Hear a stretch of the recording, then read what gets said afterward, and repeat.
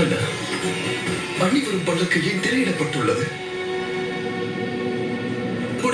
அறமுடையவர்கள் என்றெல்லாம் சொன்னார்களே, இன்று பல்லக்கில் முகத்தை மூடிக்கொண்டு செல்கிறார்கள். முகத்தை மறைத்துக் கொள்கிறார்கள் என்றால் களங்கத்தை மறைக்கத்தான். பல்லக்கின் திரையை விளக்குங்களேன், நாங்கள் அம்மாவை பார்க்க வேண்டும். பிரபு, இலங்கையின் மரியாதையோடு ரகுகுலத்தின் கௌரவத்தை ஒப்படைக்கிறேன்.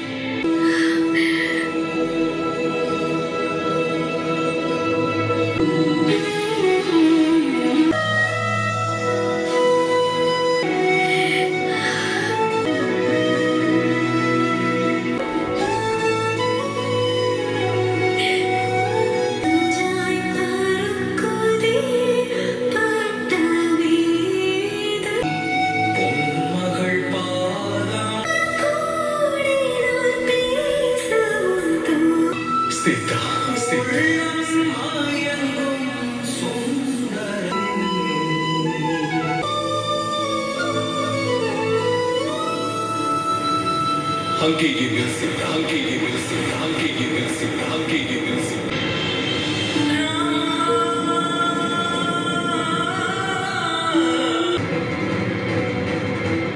என்ன வயிற்று அண்ணா, எதற்காக அணியை அங்கேயே நிற்க சொல்கிறீர்கள்? சீதா, பிரிவு எனக்கு எவ்வளவு கடினமாக இருந்ததோ அதை காட்டிலும் உனக்கு கடினமாக இருந்திருக்கும். இருவரும் பெரும் போராட்டத்தை சந்தித்தோம். நான் இலங்கையின் எல்லையில், நீயோ இலங்கைக்குள். அனுதினமும் போராடினாய். நானும் லட்சுமணனும் வீரர்களும் போராடினோம். அது எங்கிருந்து உன்னை அழைத்துச் செல்வதற்காக அல்ல, உலகில் அறவழியை நிலைநாட்ட வேண்டும் என்பதற்காகத்தான். நடந்த யுத்தம் சூரிய வம்சத்தின் முயற்சியை மட்டுமல்ல, தர்மத்தின் மீது எழக்கூடிய அனைத்து கேள்விகளுக்குமான பதில். எனக்குள்ளும் உனக்குள்ளும் பிரகாசிக்கும் அந்த அன்பின் மீது கேள்வி எழுந்துள்ளது. கணவனும் மனைவியும் தேரின் இரு சக்கரம் ஆவார்கள். இரண்டும் சமநிலையில் இல்லை என்றால் தேரினை இயக்க முடியாது. இந்த சமநிலை உருவாவது கணவன் மனைவி இருவருடைய புனிதத்தன்மையை வைத்துதான். நாம் இருவரும் ஒன்று சேர்வதற்கு முன்பு நம்முடைய புனிதத்தை நிரூபிக்க விரும்புகிறேன். மனதளவிலும் உடல் அளவிலும் நான் எப்படி இருந்தேன் என்று லட்சுமணன், வானர ராஜா சுக்ரீவன், ஜாம்பவானவர்கள் மற்றும் அனுமான் இவர்கள் அனைவரும் சாட்சி. உன்னை தவிர வேறு ஒருவருடைய எண்ணம் எனக்குள் வந்ததே இல்லை. என் கணவர் ராமன் என் மூச்சு காற்று. அதில் தான் எப்பொழுதும் நான் வாழ்ந்து கொண்டிருக்கிறேன். இதை அடுத்தவர்களுக்கு நிரூபிப்பதற்கு எனக்கு எந்த சாட்சியும் தேவையில்லை. ஒருவரின் வாழ்க்கை மீது அவர்களுக்கு மட்டுமே உரிமை இருக்காது. உன்னதமான குடும்பத்தை சேர்ந்திருந்தால், வருங்கால அரசனாக இருந்தால் அவனுடைய பொறுப்பு கடமை அதிகரிக்கத்தான் செய்யும்.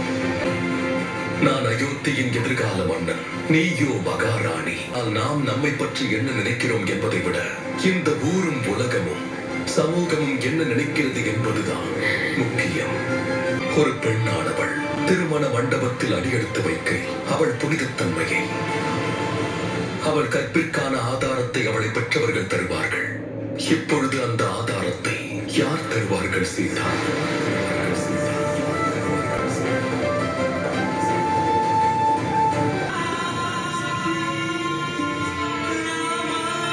பிரபு, தாயின் புனிதத்தன்மைக்கான ஆதாரத்தை அவர்களின் இந்த மகன் அளிப்பார். என்னுடைய உயிர் மீது சத்தியம் செய்து கூறுகிறேன் பிரபு. உங்களுடைய வருகையை எதிர்பார்த்து காத்துக் கொண்டிருந்த அந்த கொடியவன் ராவணன் பிடியில் தவித்துக் கொண்டிருந்த அன்னையை வாய்க்கூசாமல் கலங்கத்தை சுமத்த என்கிறது உங்களுக்கு மனது வந்தது. பிரபு, இலங்கையின் வேந்தன் என் அண்ணன் ராவணனின் நிழல் கூட அன்னையின் மீது படவில்லை. அவர் நதியை போன்று புனிதமானவர். கேள்வியை நான் கேட்கவில்லை. அவனுக்கு சீதையின் புனிதத்தன்மையை பற்றிய சந்தேகம் எதுவும் கிடையாது. கேள்வியை எழுப்பியவன் எதிர்கால அரசன். உங்கள் எல்லோர் எண்ணத்திலும் அன்பிலும் நட்பிலும் குறை ஏதும் இல்லை. இதில் சங்கடம் என்னவென்றால், அப்பொழுது என் சீதையோடு அங்கு ஒருவரும் இல்லை. அதனால் என் வார்த்தைகளுக்கு எந்த மதிப்பும் இருக்காது. உங்கள் வார்த்தைக்கு மதிப்பு இருக்காது. நான் மண்டோதரி, இலங்கையின் வேந்தன் ராவண